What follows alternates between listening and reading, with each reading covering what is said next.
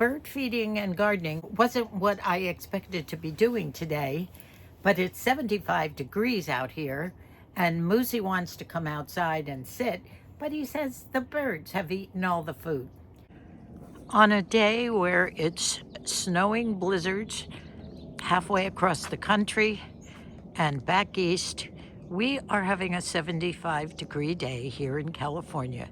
Well, it's my job here to feed these birds so that Moosie can come out and talk to them. And it looks like I have to fill up pretty much everything. Well, I have sort of given up going into that gardening. It's very precarious winding my way through the pots to get to the feeders, to pull them down. I can feed them in here. I can fill up all the feeders, but we usually get Aiden or Brendan or Shannon to do the hanging up and the getting down. Moosie's inside having his breakfast, and he says he wants the birds fed. Well, the kids have come back from their Bahamas vacation in Exuma. They had a wonderful 10 days, the whole family, Colleen and Micah and the 3 kids. And they had a little trouble getting home, a little plane trouble with that, what do they call it, that hopper, the little plane that goes from the island of Exuma to Miami. They had to wait 5 or 6 hours in the airport. They were having plane troubles. So I was worried about them taking that, what do you call it, the land hopper, something hopper, the little plane to Miami. But they all made it eventually. They had to come back on different planes. They were a day late, missed their connections. So they're all home. However, the kids have to go back to school, so we didn't get to see much of those college kids, but they had a wonderful, wonderful vacation. So we're hoping maybe that when Shani wakes up, she'll come down. I will fill the bird feeders and let Moosie get out here and enjoy his birds. He's been very excited because we have a bluebird, that the bluebird of happiness. If you remember, my dad and I used to sing that song. I used to play the piano when I was 10, 12 years old, and we would sing the bluebird of happiness. And one Christmas, he gave me that little bluebird. I've showed it to you. And Moosie says we have a bluebird and a mate. So I'm definitely going to try and get, I don't know what they eat, whether they eat these little nut and fruit snacks, whether they eat the regular bird seed, but we have 3 different kinds of seed. And I'm going to review it with you just to show you.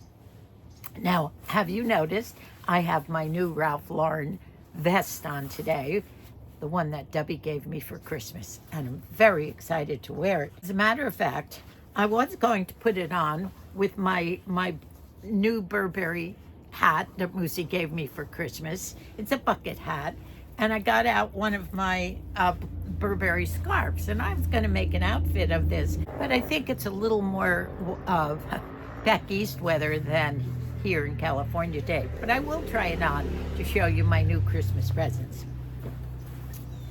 However, I'm going to get busy doing some feeding here. So I'm going to start putting the little nut and fruit snacks on these little feeders. And most of the birds absolutely love these, a lot of them, all except those little lesser goldfinch. They only like the little black seeds that I put in their socks. So what I do is I usually cut open the top, very easy to get these out. That way I can just open these up. Now, I don't know whether any of you have tried any of this, or if you are bird feeders or not, but I buy all my seed on Amazon. I used to get some of it at Walmart, but the Amazon prices were better. So this is what these seeds look like, nut and fruit. And this is the easiest thing in the world to do. I usually put some tin foil in the bottom so we can get all the loose seeds. But all you do is pop them right on, and then I hang them up. The lesser goldfinch job is easy. Here's the socks. Now they're pretty well worn. They probably need some new socks. And they eat these tiny black seeds that are called thistle seeds. Now this is upside down. Niger, or thistle seeds. I get these also on Amazon. And I have to put them in. They're like little tiny rice black seeds. And it's the only thing they eat. They attach themselves, these little lesser goldfinch, little tiny birds with yellow tummies. And they attach themselves on these socks, and they just go to town until everything is gone. Now, I could only get one sock down. I couldn't reach one of the others. So what I do is I put a a funnel in the top of the sock. I put the sock in one of my vases just to catch the extra. And then I just pour the thistle seed right into the funnel and fill up the sock, and the little birdies are ready to go. Now, we have sometimes 12 or 20 of these at a time on 2 socks. And I think they do, when they're here, they seem to attract other birds. So I want to get at least one of these up now.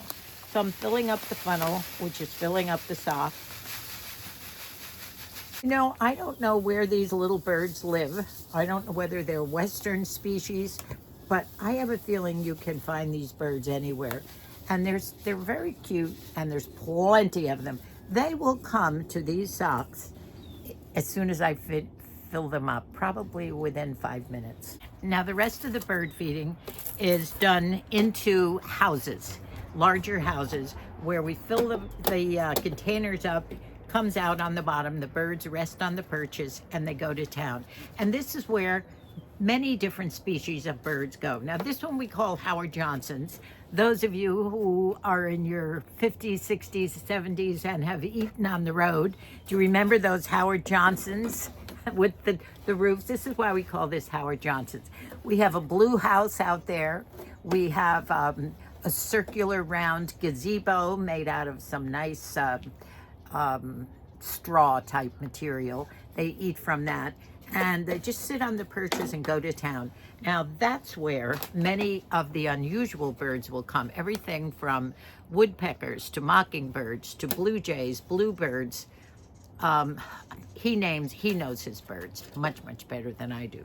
So this is empty, and I'm going to fill this. Hopefully Shannon can put this up too.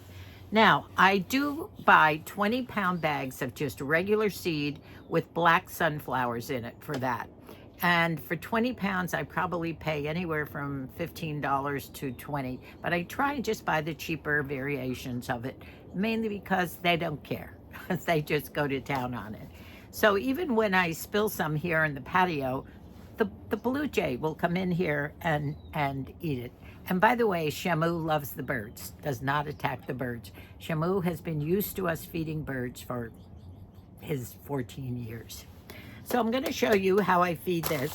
I keep the 20-pound bag in this cabinet, which I bought last year. That's where I store everything. It's waterproof. Keep all the gardening products and tools. I keep the bird feeding, everything. And even if I can get in some of my painting, this is where I do my rock painting out here too. So let me go ahead and show you what I do with it. Instead of dragging out the big giant 20-pound bag of seed every time, we fill up one of these, which I got in Big Lots a couple of years ago, and pull the cork off here. And I'll show you what these are just normal seeds. This particular one did get a lot of black sunflower seeds. And this is for all the rest of the birds that aren't particular about what they eat. I am trying to save some of the seeds for the other houses up there when Shannon comes, so I'm not going to use it all up. You know, bird feeding does get a little expensive, especially in the summertime when they're really roaming. But you know, they're out in the winter. They're looking for food. So don't forget your birdies in the wintertime, because they will come if you put food out for them, and they're looking for it. They all have not migrated, by the way. But bird feeding is very expensive, especially in the summertime. But because it gives Moosie so much pleasure, and he does so enjoy watching the birds, it's all part of simple living as we age. You know, I forgot I had my curlers in. Well, while I'm waiting for Shannon to come down and hang all the bird feeders, I might as well show you what my new vest from Debbie and my new hat from Moosie look like. Maybe I'll go out and sit out by the rocks. Winter gardening is a little different. Yesterday I was out and I clipped all these down. They were probably a foot high, and I'm getting them ready for the rest of the winter. And these are my irises from Idaho. And if you remember, quite a few months ago, Brendan and I separated them.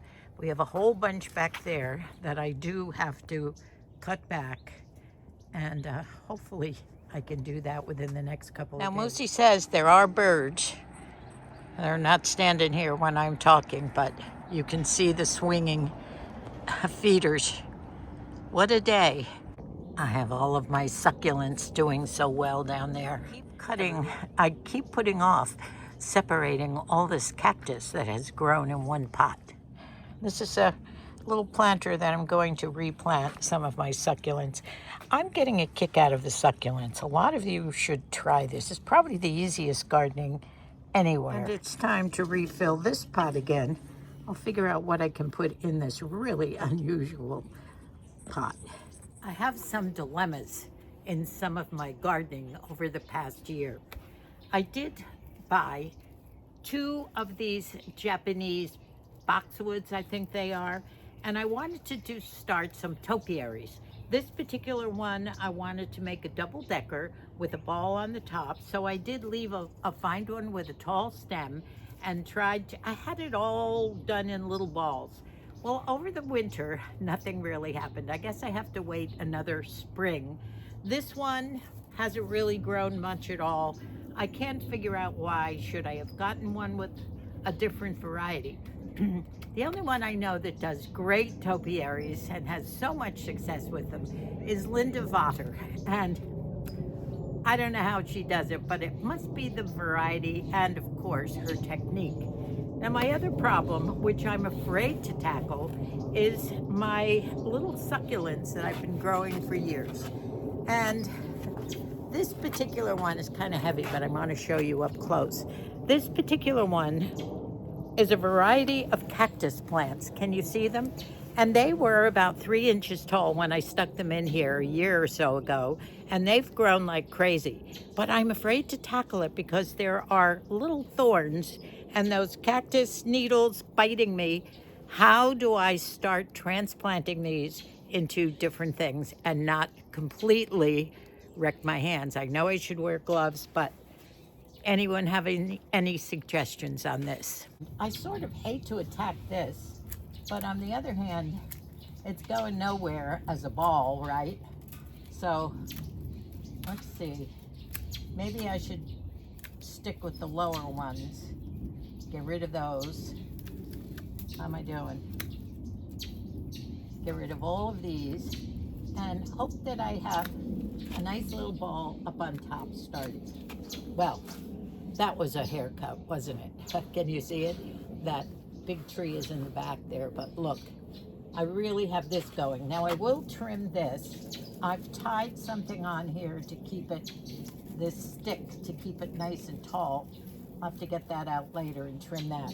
Now, if I did trim this smaller, I'd probably have more growth on this upper ball. This grew fine. Have a lot of new growth here, but we'll see. And this one, I don't know. I think I'll try making the stem a little longer. See how we do here. Maybe by the spring something will happen. You know, we haven't had any water here either. We have had a drought, and I've had to actually, other than the main garden which gets water, I've had to take my hose and water the vines. The jasmine does not look good. It really, everything needs water. Oh, that's a hard one. Okay. Now, I did give quite a bit of a haircut to this one, but I really wanted to turn these into nice little topiaries. I am going to go to Lowe's and see if I can't maybe find a bigger one and spend a little more money on these. All right, I have a longer stem now on this. It is a bit funny looking, but maybe I'm just not cut out to be a topiary grower. I'll start trimming this one into a smaller bowl. Oh, here he comes. Beautiful day out here, Moosie. Well, I thought we'd have a garden side chat on this beautiful, sunny, Southern California 75-degree day. Aiden was going to come today and start feeding the birds, but I did what I could out there. And who do you see? The first harbingers are the lesser goldfinch, and once they come, then everybody else feels free to come. the sparrows and the finches and the jays, and my new bluebird that's appeared, the eastern bluebird. I know. I can't wait to see them. And he has a mate too, doesn't he? Yeah, yep, yep. Yeah. What is this called? The bird bath? The bird bath here. Yeah, we have two of them over there with St. Francis. Then another one over in this corner. What did you say this is attracting? Everybody comes to that. Well, see, that's a new addition I put in there a couple months ago. It's Yep. helping. Very, very, very, almost more attracting than St. Francis. Yeah, yeah. St. Francis all attracts bathers. There's Bathers. one breed that gets in there and swishes around for 5 minutes. And this one they just drink because I do give fresh Yeah. water Yeah, there. yeah. Yeah. By the way, I wanted to talk a little bit about some outings that Moosie and I have planned for ourselves. You know, we live the simple life, and at 87 years old, actually, you're going to be 88 in a couple months. Wow. I can't start taking knitting lessons until I'm 88. No. But the simple life is great for us. And as you know, family life is, if we get to see the kids, great grandkids and grandkids every once in a while, we're happy. But I still have my hobbies. I start them and I finish them and I want to keep going. We did get quite a few gift certificates from the kids and the grandkids for Christmas. Plus we had some left over from before Moosie's accident with his neck. And we have not used these, and they're to Red Lobster. Now, I know a lot of you have read about the Red Lobster restaurants all over the country, and I do know that many of them are closing, but our favorite one that we have here up near our local mall is still open, and we are scared to death because we have quite a lot of money in gift certificates, and it's our favorite restaurant, right? Yep, yep. And our favorite food too, like you love your lobsters. oh gosh, with the butter dripping down my chin. Don't judge me. But I love it. Sometimes Moosie will order his surf and turf and give me his surf and just eat up all the turf, right? Yep. You like the steak. Yep. But I like the shrimp, the coconut shrimp. I love the shrimp scampi. I love it all. And usually I'll order a little bit of everything, but a lot of lobster.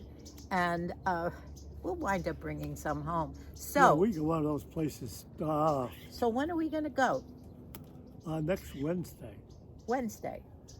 Sounds like a good day. Yeah, today is Sunday, so that's good. I'll look forward to that. Do you like my vest, Debbie's vest? That she gave me, my Ralphie vest? Is that what that is on there? Yes. What does it say? It says Ralph Lauren. Yep, Ralph Lauren. And this is not, you know, as I've told you, I get a lot of Dubbies. When did she give you that? This year? Christmas. Yes, just this Christmas. Nice. And I did model my hat that you gave me. I loved it. It's not the day in California, Southern California, to wear it, but I did want it to show my friends the beautiful gift. Look at all the birds, by the way, up there now. Yep, they're Yeah, there now. there must be a dozen of them. Yeah. Well, I think I'm going to go in, and Aiden is not feeling too well today, so he's coming tomorrow. And we were going to start taking down the mantle and all the Christmas greens. He takes the tree down for me, puts all the ornaments away, and we're going to start a little of the outdoor tubs, getting tubs away, trying to do some purging. Moosie wanted to see what his Christmas gift was on me, so I'm going to do a little modeling right here for Moosie. So I dug out one of my Burberry scarves, and in 75 degrees, I will put this around my neck, and this is his bucket hat that he gave me. Burberry. I just love my Burberry. I have a bucket Burberry bag that I got 20 or 25 years ago, and this is it. Do you love it? I love it. The original that we bought was $500, $600. I had to return that one. He didn't know. But this one came all the way from London. Shamu, come here. Ma, come on up on Nanny's lap and say hello to our friends. When we're outside, Shamu is not far away. She loves company. He loves company, doesn't And he loves our birds too. You would think that a cat would not like the birds, but he's very tolerant of the birds. You want to settle down, don't you? Well, she settled down on Brendo's lap yesterday. Did she really? The whole time we were talking, he was petting the cat. Isn't that funny? He must have missed him. He knows his people, doesn't he? This cat misses everybody. Yeah. I mean, he made up friends with Eva. He did. Yeah. Aiden and I were going to do this today, but I'm kind of anxious to redo the mantle. It's one of the few places that I have to decorate in the tiny cottage, and I miss it. And I have probably 8 or 10 more tubs out there filled with Christmas that I am distributing to all the kids. Well, I want to get this video up today if I can. It's Sunday, and I know you all love a Sunday video. So why don't I save what I wanted to talk about, and that was dressing your age. Now, as you know, I'm 87, and I don't think at any time in my whole life did I ever dress my age. And I'm going to talk about that. I'm going to show you some of the pictures way back, when I had my moments with hot pants and 18-inch high mini skirts, which I wore in my late 30s. You know, ladies, don't listen. You dress the way you feel. And believe it or not, I still feel the same way about clothing and fabrics as I did when I was younger, even as a little girl. And I think a lot of it had to do with the fact that my mother taught me how to sew when I was 7 or 8 years old. I loved fabrics. I loved creating my own clothing.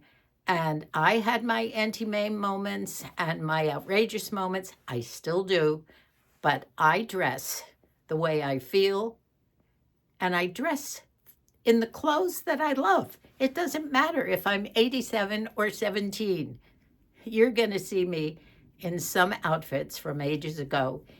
Even when I was in my 20s and I made myself a harem jumpsuit and I wore it on New Year's Eve. I have a picture of it. It didn't show the bottom, but the bottom had big balloon cuffs on them, and I love that.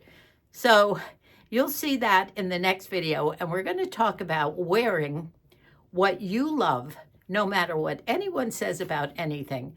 And do you really want to dress in your 60s, 70s, and 80s in those old house coats that we wore, that our grandmas wore, or the house dresses? Remember the house dresses? I don't think so. And as long as I feel that I'm okay in them, then I will wear them. Now look who just came here to say hello again. She followed me inside. Mwah! Say goodbye, Shamu. I thank you all for watching all our videos. You've been great all year long, and I hope we continue with lots of good, and I hope we continue the same way. Moosie and I love you very much and appreciate all your watching and binging. Bye for now, and I'll see you real soon in this new idea I have for, do I dress my age? No, but I don't care. Bye for now. Love you to pieces, and may God bless us all.